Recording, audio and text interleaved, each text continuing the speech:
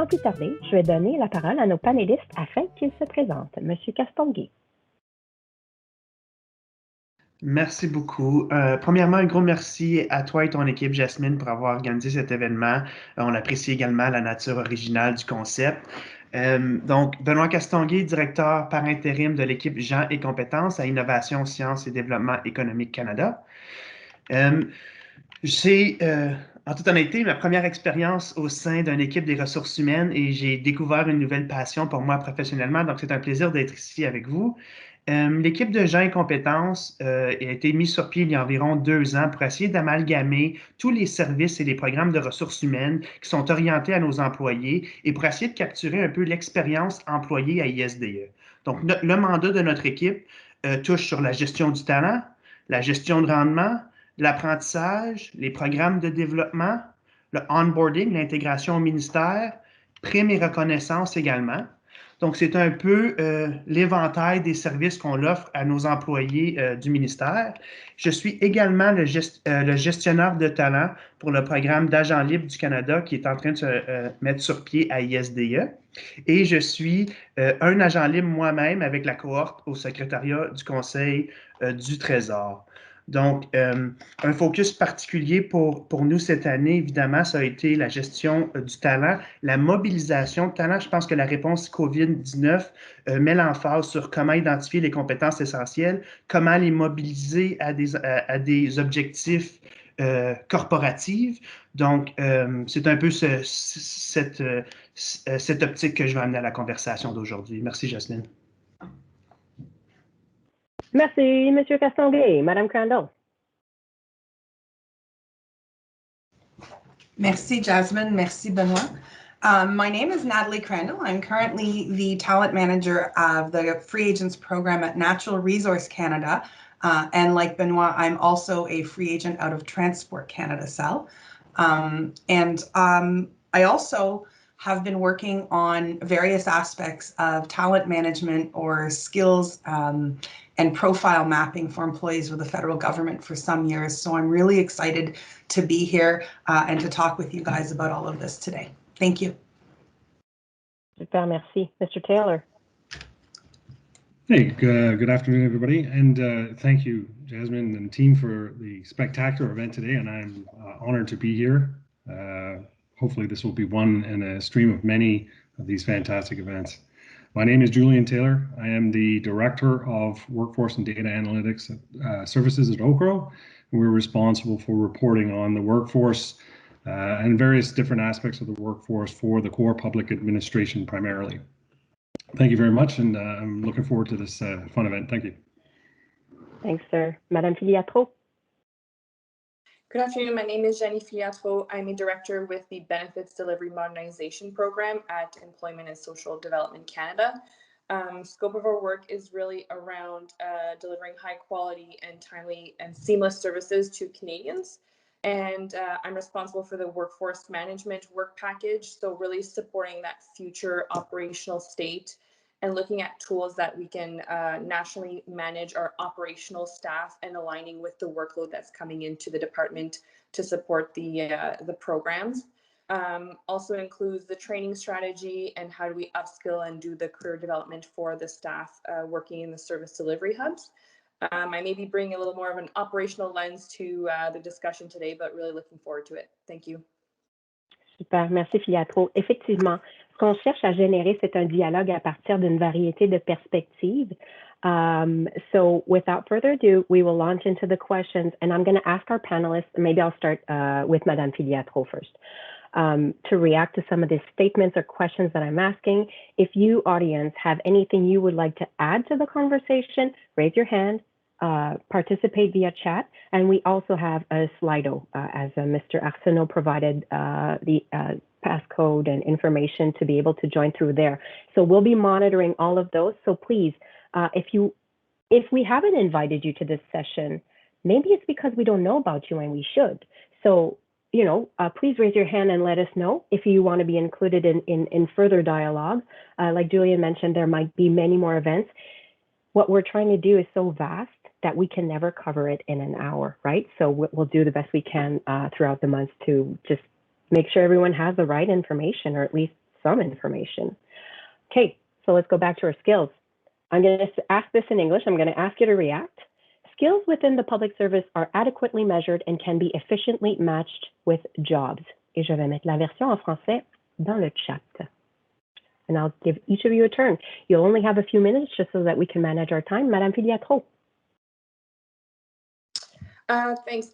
I think when I read that statement, there's definitely room for improvement on how we effectively manage and track the requirements.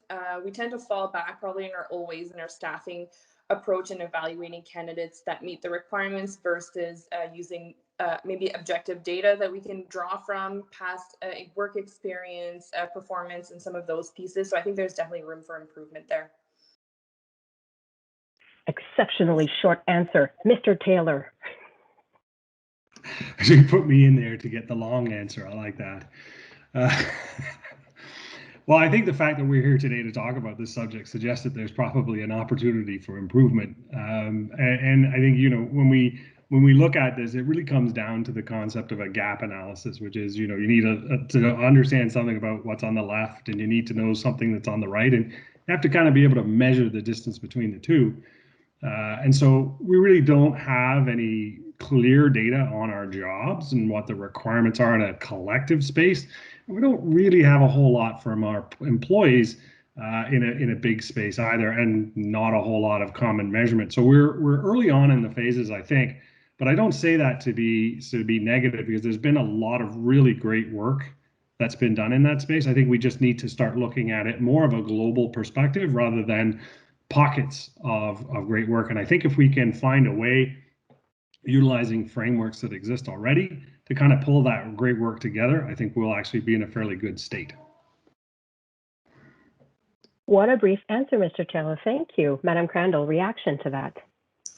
I'll riff a little bit off of what Julian said and maybe further expand on what I see as some of the gaps. So first and foremost, I think we are going further in the skills conversations than we have in the past in the government. So I'm really excited about what the future bodes. But as Julian started to mention, some of the major gaps we need to address as we start really looking at how we map skills for employees are a common framework where everyone is talking the same language, and a common way to measure and evaluate those skills. And so I think that there's a lot of work being done in various pockets of the government and, of course, in the private sector in the whole world right now on this front. And there's an element of some of our next steps involve herding a few of the cats into this direction to try and move things forward. I know ESDC actually, in some of your groups, have actually done some excellent work around some of this skills mapping and some of the things that you have going on. And I know that there's a lot of other work like that going on in government. So I think that's probably one of the biggest gaps we have to address as we start really thinking this through. Thank you. How? Thank you. Monsieur Castonguay.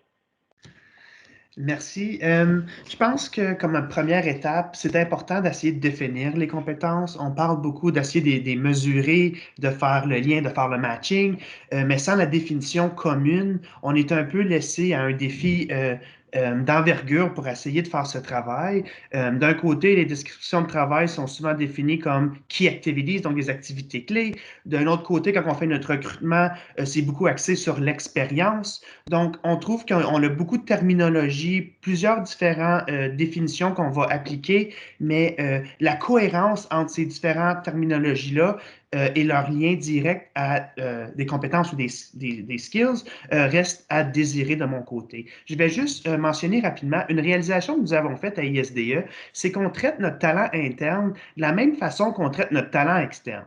Donc, je vais vous donner un exemple. On lance une compétition souvent ouverte au public. On évalue des milliers de candidatures. On fait des entrevues, etc. Et à la fin de tout cet exercice-là, on s'aperçoit que, dans plusieurs cas, c'est des employés qu'on a déjà à ISDE. Donc, on fait tout ce travail-là, on investit toutes ces ressources-là pour définir et identifier du talent qu'on connaît déjà au sein de l'organisation. Donc, je pense que réassocier ou réorienter certaines de ces ressources-là vers des services de gestion de talent utiliser la liberté qui nous est donnée dans certaines de nos lois ou des législations. Je pense que ça pourrait nous aider à essayer de mieux aligner les compétences et les besoins. Merci. Je pense qu'on vient de soulever tout un autre débat par rapport à l'importance d'aller chercher le talent externe versus utiliser ce qu'on a à l'interne. Et je pense que la discussion d'aujourd'hui aussi peut mener à éclairer c'est quoi exactement le problème qu'on a à l'interne, pourquoi est-ce qu'on n'est pas capable d'identifier les talents, les habiletés, les compétences que nos gens ont déjà pour pouvoir les réattribuer de façon plus efficace. Un exemple de ça, c'est pendant la COVID, où le gouvernement a été forcé à rediriger une partie de son effectif pour répondre de façon urgente aux besoins des Canadiens, que ce soit au niveau financier ou que ce soit au niveau de la santé. Donc, on vient de vivre une crise. Je pense qu'il y a une petite leçon à apprendre de là. Est-ce que la fonction publique va l'apprendre? I have a few years until retirement. Time perhaps will tell. And also we will actively try to find solutions. Donc, la prochaine question, c'est dans quelle mesure est-il important de valider, évaluer les compétences plutôt que de demander aux candidats de s'identifier? Quels sont les risques, les obligations et les implications? In English, how important is it to validate and assess skills versus asking candidates to self-identify? What are the risks, obligations, and implications? Je vais y aller avec M. Castonguay. Parfait, merci. Je vais poursuivre en français, franco-ontarien de nature, donc il va y avoir des anglicismes. Bonne chance avec le transcript à la fin. Donc, ce que je vais dire pour commencer, je pense que c'est un bon début de demander aux gens de s'auto-identifier. Dans l'absence de données, dans l'absence d'informations, commencer avec une balise, une fondation importante sur notre main-d'œuvre. Ça nous donnerait un état global de la situation au sein d'une organisation, nous permettrait de prendre des décisions sur la mobilisation de talent, sur les investissements en apprentissage et en développement, et permet un certain matching préliminaire qu'on pourrait faire. Évidemment, un des risques importants qu'on voit beaucoup en ressources humaines, c'est la confiance du gestionnaire. Le gestionnaire doit avoir confiance au processus, au talent qui est référé. On voit souvent des tendances où un gestionnaire qui ne participe pas dans un processus est déjà réticent à l'idée d'aller piger dans un bassin de talent préexistant. Donc, on doit faire sûr ou s'assurer que le gestionnaire d'embauche a confiance dans le talent qui lui est fourni. Je pense que c'est important une considération. I'll switch to English for this one. I think there is a risk. It's important to put in place the GBA lens to some of those self-assessment. Some of the preliminary research that I've made indicates the possibility of differences with in genders in assessing their level of skills. So for me, like for example, for male would have a tendency to rate themselves a bit higher than women. So these are all important considerations to keep in mind as we're trying to put in place a system. Yeah, that's what I have. Super réponse, merci. Madame Crandall. Thank you. So I agree 100% with Benoit in that I think at this stage of the game, in the absence of a common framework, in the absence of common tools to evaluate and measure skills, that what we require right now is the richness of the information and the data, and having it self-reported would be a really big starting point.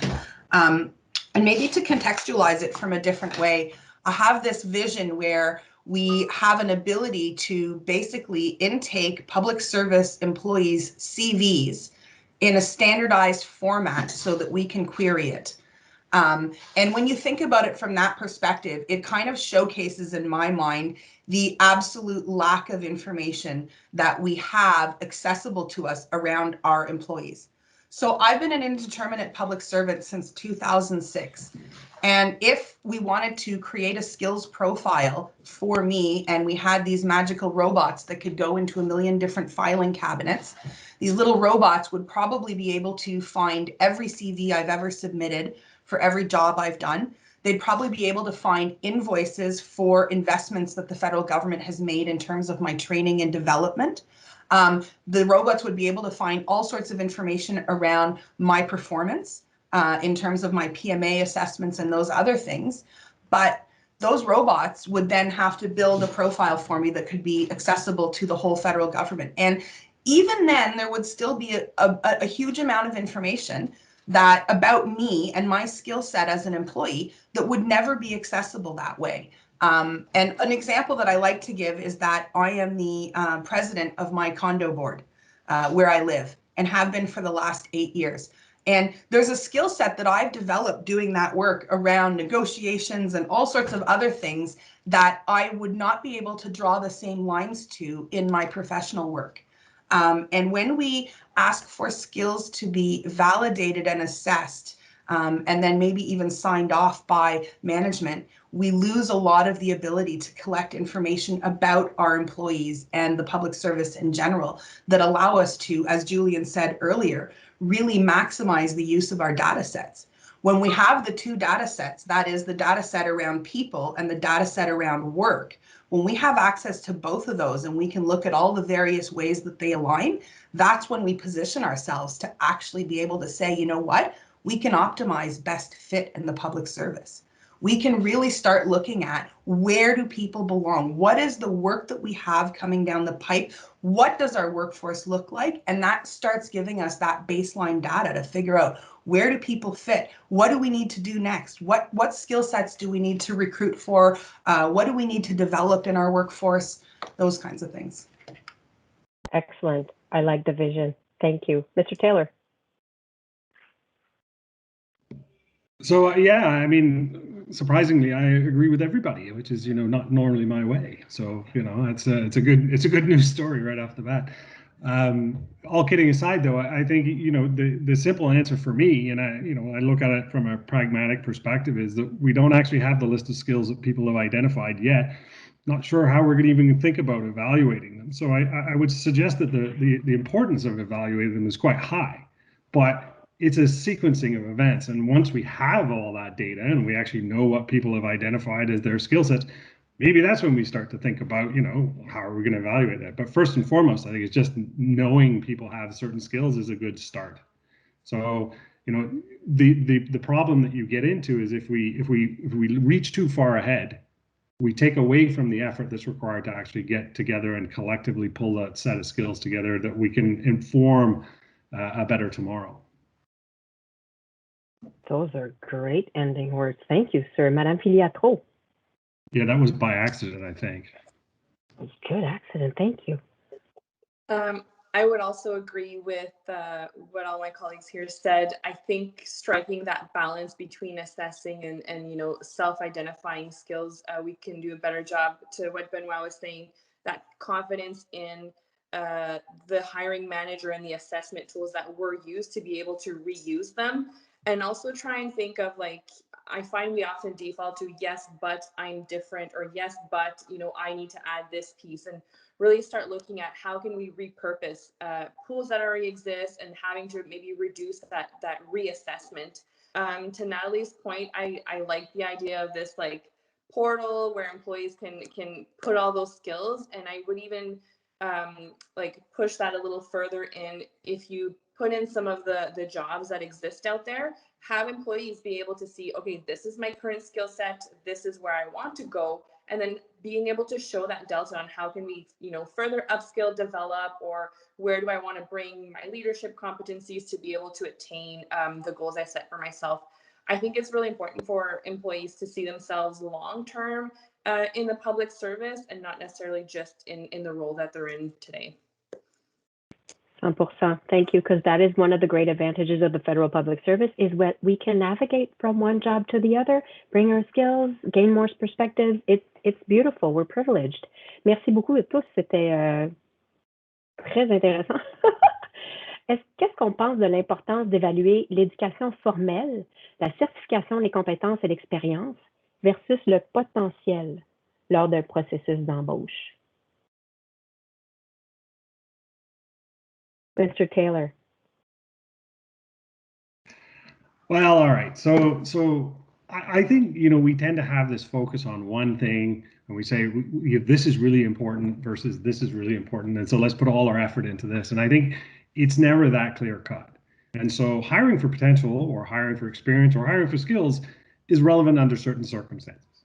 And I think it's important to kind of consider that. And I recently was on Facebook or Twitter or one of those social media things where I was listening to somebody talk about the fact that they would hire skills over anything else every day of the week.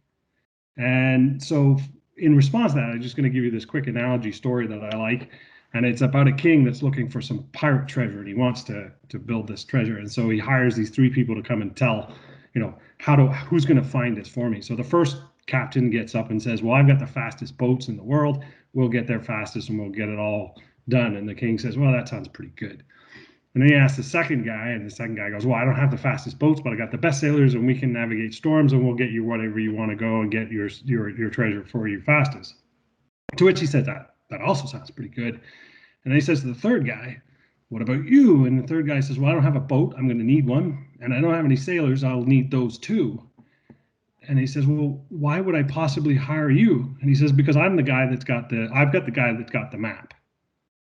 And so I think the point of that story is that in some cases, experience is more valuable. And I think what I'm trying to get at here is that there's no one is better than the other. It's totally dependent on the circumstances that we look at. And I think that's important to consider, not to put too much stress and emphasis on just one piece of information, but look at the suite of different information that we need in order to accomplish our tasks. And I think that's the part that's most important. Skills are a response to accomplishing tasks, not the end game. And I think that's the part that I was trying to get at. Thank you, sir. Monsieur Castonguay? Une réponse assez courte de ma part. Je pense que la question qu'on doit se poser, c'est à quel point est-ce que le facteur de l'éducation ou de la certification dans ce cas-ci mène à une performance élevée dans le poste. Donc, évidemment, je pense qu'on peut prétendre que c'est une certification, ça vient avec des compétences que tu as acquises, de la connaissance que tu as acquise, mais souvent, on va utiliser le concept de certification ou éducation comme étant une balise de point d'entrée dans un domaine particulier, sans vraiment avoir fait le lien entre comment est-ce que ta connaissance ou ta certification se met en valeur dans ton poste existant. Et j'aimerais mentionner que le focus continuel sur, disons, l'éducation post-secondaire, dans un cas notamment, peut continuer à mettre en place ou continuer à alimenter des écarts ou continuer de propager certaines barrières systémiques à l'embauche pour, dans notre but d'avoir une meilleure diversité et inclusion dans la fonction publique. Donc, juste mettre l'emphase sur ce prérequis-là, sans vraiment essayer de défricher qu'est-ce qu'on veut de cette certification-là, qu'est-ce qu'on a besoin d'y sortir qui est directement relié à la performance au travail. Je pense qu'il y a une meilleure analyse que de juste toujours dire oui, j'ai besoin de quelqu'un qui a une éducation formelle. Donc, ouais, c'est ça pour moi. C'est excellent, merci. Je vois aussi dans le chat qu'il y a beaucoup de contributions qui valent peut-être la peine de soulever. Comment est-ce qu'on utilise un vocabulaire et des termes qui sont vraiment internes au gouvernement et que le reste de la population, que ce soit le secteur plus privé ou d'autres ONG, ne comprennent pas. C'est comme si on parlait un langage distinct. Et ça n'aide pas à la diversité, à l'inclusion. En fait, ça contribue à des barrières qui sont peut-être pas nécessaires. Même chose en termes d'équivalence. Comment est-ce qu'une expérience acquise à l'extérieur de notre fonction officielle peut être transférée et reconnue au sein de la fonction publique? C'est des questions valides à se poser. Madame Filiatro, réaction? Oui, je pense aussi qu'il y a comme un ballon à faire entre c'est quoi qu'on recherche dans l'éducation. I also think we need to, can we strike a balance in bringing people with the formal education and maybe other types of experiences? And I think to build on what Benoit was saying is really building a team that's multidisciplinary and a little more, rounded from that perspective. I think also at ESDC, being able to serve clients and have employees that reflect the people that we are serving. So trying to be mindful of that. And I think it also comes down to, I know some classifications probably have different levels of entry from a formal education perspective, but also looking at how can we build those multidisciplinary teams and have, the org structures to support it to advance the work and bring those different perspectives. Definitely. Thank you very much. Madam Crandall. Well, the first thing I would ask is who am I hiring? Because if I'm hiring a heart surgeon, their educational credentials are going to be incredibly important. Given though that in general in my life, I'm not hiring heart surgeons very much. I think I agree with what basically what everyone's saying. What we really need to be thinking about is that there isn't one path or one way forward, right? To come back to some of the things that Benoit said actually in the previous question or the previous answer, like we have an enormous amount of talent and potential within the public service. We can't turn a blind eye to that. We don't map that. We don't have good ways of actually bringing that forward and understanding what that is. And I think that we also do need to have many situations in which, you know, formal accreditations, certifications, and education still have a huge part to play. I'll use the example of Natural Resource Canada, where we have quite a science-based mandate, and there are some positions within the department that absolutely require formal education and things like that, and those things are unlikely to change in the short future.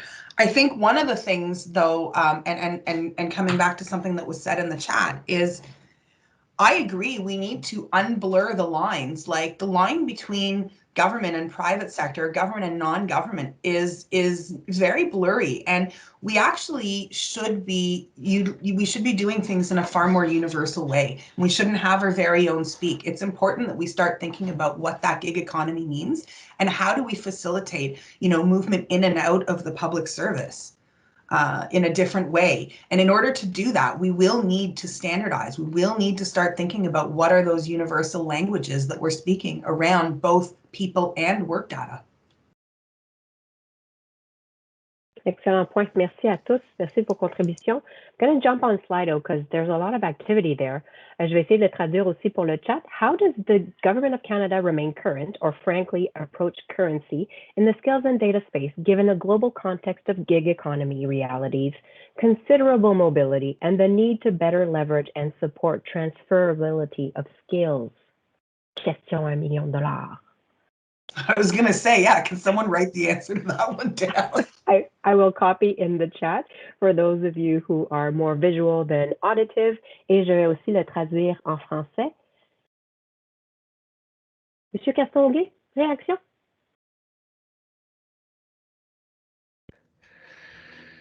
Peut-être rapidement, je pense que au tout début, on a même de la misère à définir certaines de ces compétences-là dans notre système de classification actuel. Donc, on voit l'émergence de compétences clés comme donner l'expérience digitale, et on a encore une réflexion interne d'essayer de figurer quelle classification, quel niveau, quelles sont les compétences. Donc, je pense que ça va être extrêmement difficile d'assurer que notre système de classification se tient à la toute at the cutting edge of the changes in emerging data skills or digital skills. I think we've seen some innovative approach to try to tackle this, from trying to get short-term external help within the government, move them around. So I think the concept of being able to increase mobility of those specific talents that we're lacking right now. I think the more systems we can put in place to have them move around and share that knowledge would be on the right path. Merci, Monsieur Castonguay. Monsieur Taylor? Well, you know, I may be somewhat biased in my response because I'm a data guy, but I think it really comes down to the provision of information and, you know, how much information do we have that's consumable and how is it all linked together in order for people to be able to make those decisions first and foremost. How do you find the right people to mobilize them? And as Nat said, the vast majority of what we're looking for is probably already within the government. The question is, can we identify it? And to sort of leap up a bit on Benoit's point, the system of classification as it exists today isn't designed to express clearly the work that you're doing. You know, it kind of comes back to a bit of what you were saying earlier, Jasmine, is that we need that common language construct that we can actually express in realistic terms to people inside and outside of the government of what we're doing. Being able to tell somebody that you're a GLWAL 13 for most people doesn't mean a whole lot. But if you can say that you are a supervisor of pipe fitting, that might change the game a little bit. So being able to speak in common terms, being able to connect the data, being able to identify what skills and competencies people have within those domains will probably make that entire thing considerably easier. But I will point out that we've just gone through this pandemic thing, or we're in the throes of this pandemic, and the ability for people to survive and mobilize and move around in this space has been somewhat tremendous. So I think, we shouldn't beat ourselves up so much that we can't look for advancements. I think we've done a pretty good job, but there's lots of room to grow, that's for sure. Thank you, sir. Madame Filiatro. I think also looking at our processes can help support, a gig economy for employees that want to come in and out of the public service. Onboarding or staffing processes are still quite lengthy and an investment both for the hiring managers and the candidates. So having a look at those processes, I think, can also maybe support and attract that talent or people that we might just want for shorter stints, and then be able to have that mobility and employees. And I think also agree with, what have we learned from the pandemic? Mobility and maybe attracting talent that isn't in the NCR, or, that can work from anywhere in the country or even the world. I know at ESDC we have employees like that too, and making sure that we can learn from that and continue to, expand our pool of talent that we can draw from. Yeah, sounds like a plan. Let's get to it. Donc, toute blague à part, est-ce que vous pourriez nous donner des exemples concrets du travail que vous êtes en train, vous, votre unité, vous, dans le passé, vous êtes en train ou vous avez entamé par rapport aux habiletés et compétences? Parce qu'on nous demande dans Slido, what are you currently and concretely doing to show the example to employees and to other organizations? Like, are we actually walking the talk, or we're just like a bunch of like panelists and talking heads? Je vais y aller avec Madame Filiatro. So I can speak to a bit of the work that we're doing right now in the Benefits Delivery Modernization Program. We haven't implemented yet, but nonetheless, there's a lot of thinking, and we've brought a lot of stakeholders along. To give a bit of context, in operations in the programs here at ESDC, an employee that starts in person or then that takes the calls, their training curriculums are very different. Some are 12 weeks duration, some are longer, but even internally, how do we leverage the investment we've made in that training? Answering a call for a program and having that employee come in person for the exact same inquiries, sometimes we're creating that churn internally. So the first thing that we are looking at is how can we properly skills tag our employees and have that common view across the programs, to then be able to, if there's alignment with the workload, is you have an employee that's been trained in the employment insurance program, and we have, an influx of calls. Can we shift that employee to the call center on a given day or a given week? So we need tools to help us to support that. So a workforce management tool to really align the integration of workload and workforce. And that will help us being able to do the forecasting, and even at least making sure that we're optimizing internally the workforce. So those are some of the pieces that we're talking about. We've learned a lot from the pandemic from that perspective. In very short periods of time, we've had to shift a significant workforce to where the demands are, especially with the EI program. So we are drawing from those lessons learned and seeing how we can further apply them in the Benefits Delivery Modernization Program. Merci, Madame Filiatro. Madame Crandall. Thank you, Jasmine. So I guess I'll approach the question from two sides. So on one side, my personal history is that I have been working on a project called the HRBI, or the HR Business Intelligence Project, for some time. I will caveat this by saying it's a little bit of a personal obsession, because most people don't manage to port their same project around from place to place. But it did start working at the Canada School of Public Service as a partnership between the Canada School of Public Service and Statistics Canada to basically pilot our ability to send a survey to employees to get an initial baseline skills profile for everybody, which included their top 15 skills as well as their level of mastery, all self-reported, of course. Top 5 skills that they were interested in, certifications, accreditations, and some information about their work history outside of the federal government, as well as languages spoken other than our official languages for the federal government. And we were able to put all of this in Power BI and start looking at some information and some aggregate data on our workforce. Around the time that the pandemic started, we moved the Herbie project over to Okro for a skills inventory. And that project, I believe, is right now something that one day will be picked back up, maybe, as we get the capacity to move forward on some of those things. But right now, I have the absolute pleasure of being able to continue to experiment a little bit within the free agent program at Natural Resource Canada on what it means to have people data in a different way. And what does that mean in terms of how we go ahead and start looking at our human resources? So I feel like it's an optimal situation for me, because in the free agent program, our focus is really around the talents that the free agents have and the skills and competencies that they have, and how we're able to mobilize that to meet the needs of the federal public service. So it's really interesting for me to be able to start looking at how we look at people data in a different way. And in this case, when I say we're looking at people data, we're really looking at it agnostic from group and level around classification, and we layer that on later on in the process. Wonderful. Thank you, Madame Crandall. Monsieur Castonguay? Donc, concrètement, il y a peut-être 3 choses que je pourrais mentionner. Le premier était à la réponse ministérielle, à la réponse COVID pour ISDE. On a essayé de mettre en place un système de mobilité de talent pour identifier le talent, le mobiliser et ensuite le réassigner. Et les systèmes manuels qu'on a dû mettre en place pour soutenir cet exercice-là étaient non soutenables.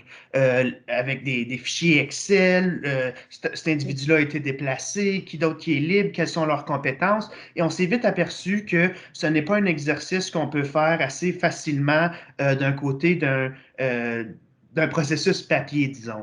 Donc, on explore des possibilités de voir qu'est-ce qu'un système pourrait avoir de l'air pour capturer nos compétences, nos aspirations de développement, qu'est-ce qu'on veut développer en fait de compétences, et essayer d'avoir un genre de système digital qui nous permettrait de faire le matchmaking un peu plus facile.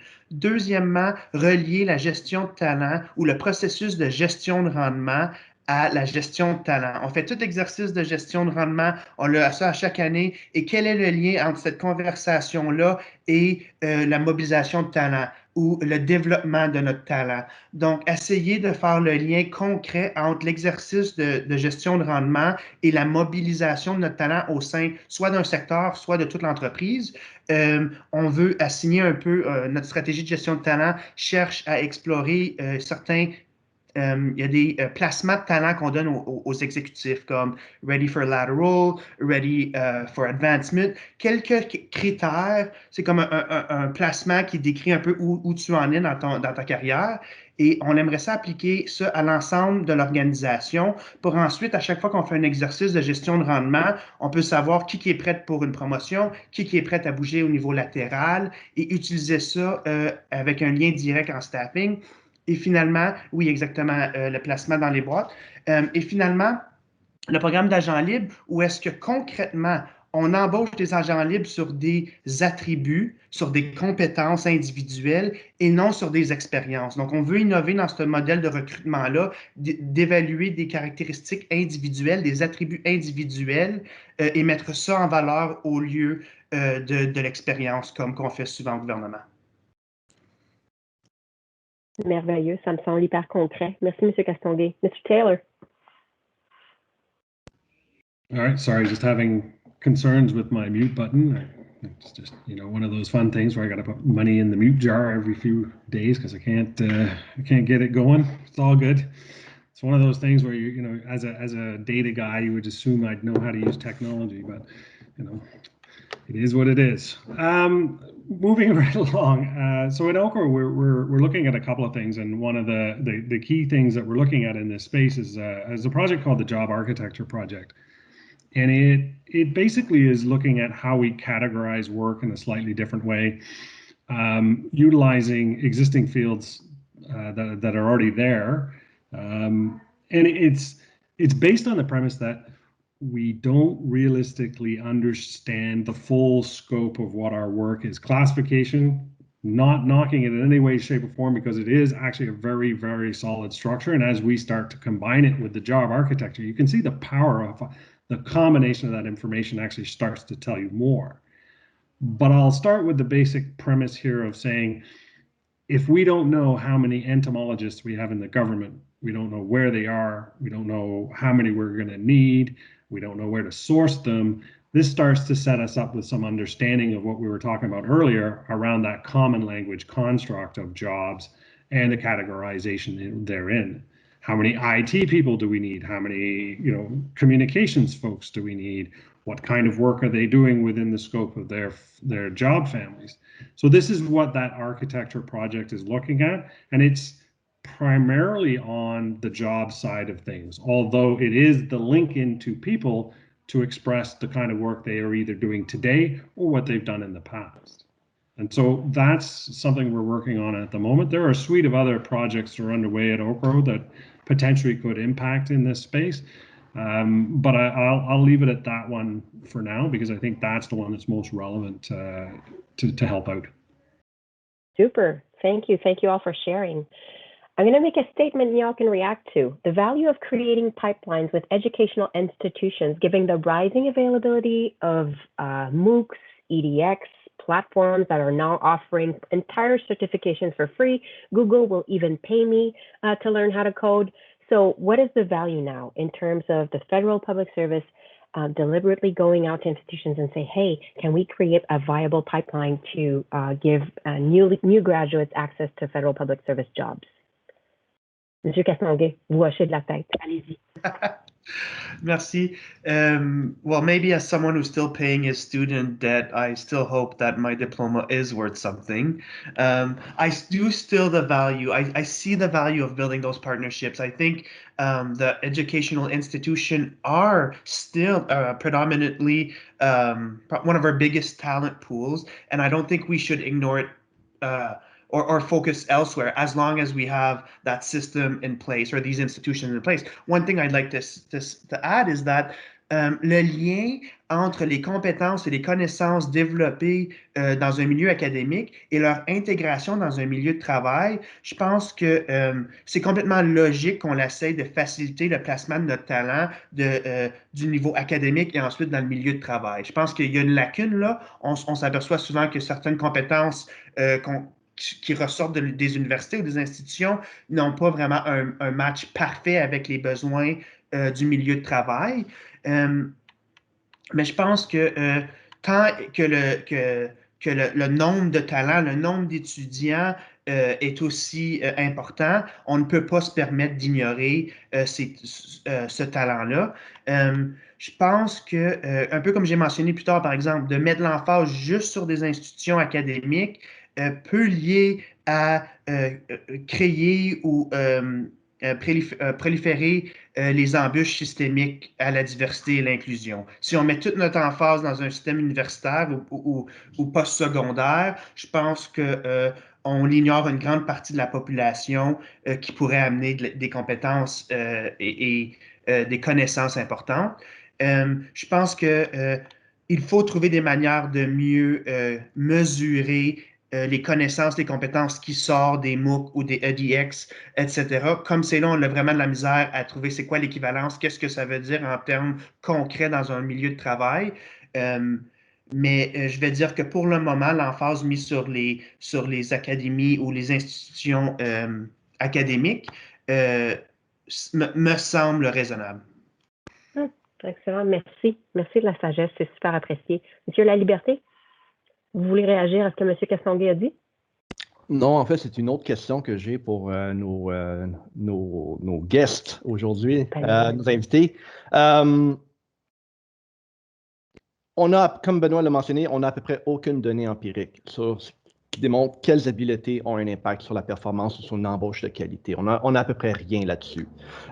D'autre part, avec le temps, on remarque que les gestionnaires ont de moins en moins la connaissance technique du travail qui doit être fait. On n'est plus à l'ère industrielle où le foreman était quelqu'un qui était sur la ligne de montage auparavant puis il a gravi les échelons. Aujourd'hui, plusieurs gestionnaires ne sont plus des experts de domaine, donc ils n'ont pas de base pour déterminer quelles sont les habiletés véritablement requises pour faire le travail. Et finalement, la durée de vie de certaines habiletés réduit constamment. J'ai lu quelque chose dans une étude, je pense, on estime que les habiletés deviennent désuètes à peu près environ 5 ans. Donc, il n'y a aucune façon que les descriptions de tâches peuvent être gardées à jour pour refléter les habiletés requises pour faire le travail. Donc, étant donné tout ça, je reviens à une question fondamentale qui est whose problem are we really trying to solve? For who are we trying to figure out or crack this problem, solve this problem of skills? For what purpose are we spending so much time on this? Secondly, what role can HR play in this challenge? And thirdly, what would you think might be a game changer in the public service to solve that problem? And I'm gonna propose one, but if we could only use all the data that we collect in staffing when we run a staffing process and reuse all that gigantic mountain of data for other purposes, such as identifying the skills that people have described in their resume, in the assessment, in all the simulation that we've administered, that could be a game changer. It would be a fantastic way to collect information that would be recent, relevant, useful for decision making. But I'd like to hear from you. What are your thoughts on what could be some of those game changers? Je pense que ça va être facile vu qu'on a tous les mêmes systèmes et qu'ils se parlent tous. Mr. Taylor, you want to address that? No, I'm just kidding, of course. I was going to say that's a big set of questions to ask. I was hoping they were going to pick on Benoit, but that's okay. We have an enormous amount of data, and I think, if I address the first question, the question really is, I think if the question was, who's this for? And I think ultimately at the end of the day, if we get it right, it works for everybody. As an employer, you obviously need to find the right talent in order for us to accomplish the tasks. Those tasks are actually enabling Canadians to have a better life, a better existence. I mean, the intent is to serve Canadians. So I think, the better we are in the government, the better we are providing our services, the better it is for Canada as a whole. But I also think that, and I think it was Natalie maybe that mentioned it earlier, we actually need to look at career progression. And I think that's where we start to open up the door around the work. How do we present that and how do we get that out to our employees? That actually helps them start to make plans and start to look at, people similar to me had a similar career path. What do I need to improve on in order to advance my careers in the most effective manner? So I think ultimately, if we get it right, it works for everybody. In terms of the data that we have out there, a lot of the data out there that we have, and again, this is coming from my perspective, we're rich with data. It's just that it's somewhat disconnected and it's not brought in together on a common framework that allows it to be well understood. And I think that's the part of what we're all kind of trying to work for. Thank you, sir. Hopefully that answers the question. Maybe not. Maybe one out of the three. Mr. Laliberté does have huge questions. Madame Crandall, Madame Filiatro, des réactions, des réponses. So I guess I noted Etienne's first question really as being who it's for. So like Julian said, it's for everybody, but I'd like to flush that out specifically. I think employees need to have their data in their own hands in order to be able to advocate for themselves and manage their career and their career progression in a different way. That is not something as a public service employee. You have access to your immediate manager, you have access to mentors that you find, you have access to some HR advice. But in terms of guiding your career, we need to give employees and facilitate their people's autonomy and their ability to advocate for themselves and move their careers in the directions that they want to go in. I think managers desperately need to have access to some of this information and this data. It can be very, very difficult as a manager in the public service to fully understand, how do you do work planning? How do you do succession planning in the absence of a lot of the data and the tools that we need to succeed, to be able to understand what are the skill sets? You know, you have as a manager situations where you have an employee who brings something to your team, and if you look at their CV, that might only cover 70% of what it is that you need. If you're able to map that in a different way, you understand what are the skill sets that you're looking for. And sometimes the soft skills that people bring to a team are the ones that you most urgently need to replace. Which makes it a little bit complicated when you're not looking at skills data, because you then are forced into thinking about classifications, groups, and levels, as opposed to being able to understand that you can have skills at different levels within a multidisciplinary team, and allow managers to really think things through in a different way. I also think that, you know, this information becomes critically important for HR. Who are we trying to solve a problem for? HR overall. We need to, as an enterprise called the Government of Canada, we need to figure out how we can mobilize the skill sets that we have in a different way, how we can be more agile. The reality of the situation is we are currently in the process of meeting our future of work here in the public service. COVID-19, the pandemic, all sorts of things have accelerated some sides of this. And so we really need to approach what we do with intent in order to be able to meet that future. And I think one of the last really main groups is like the government as the employer needs to have access to data, even at an aggregate level, to understand what the needs of the workforce are, and understand, of course, what the work that we have coming down the pipe is. Thank you, Madame Crandall. Est-ce que Shani, tu avais quelque chose à ajouter? I think I would just echo, you know, who are we trying to solve this problem for? I think it's Canadians and who we serve. Ultimately, data, I think, is also a big challenge in that. Having that view of the workforce, from my perspective, aligning it with the workload to make sure that we can meet the demands of clients coming to the department. Also looking at how do we measure performance. Right now, you know, we're very heavy on, you know, the turnaround time on some of our claims, but what about that channel churn and making sure that we can respond to clients maybe at the first point of contact? So having that view of the data, I think, would really help support and make more rounded performance metrics, and I think something that would help motivate employees in seeing the impact that their work has at the end of the day to who we're ultimately serving. So I'm not sure if that answers fully the question, but just a few thoughts I had. Merci beaucoup. Monsieur Castonguay, est-ce qu'on vous avait donné un tour? Pas pour répondre à Étienne, mais peut-être juste ajouter que, évidemment, c'est pour tout le monde, les employés, les gestionnaires, l'organisation.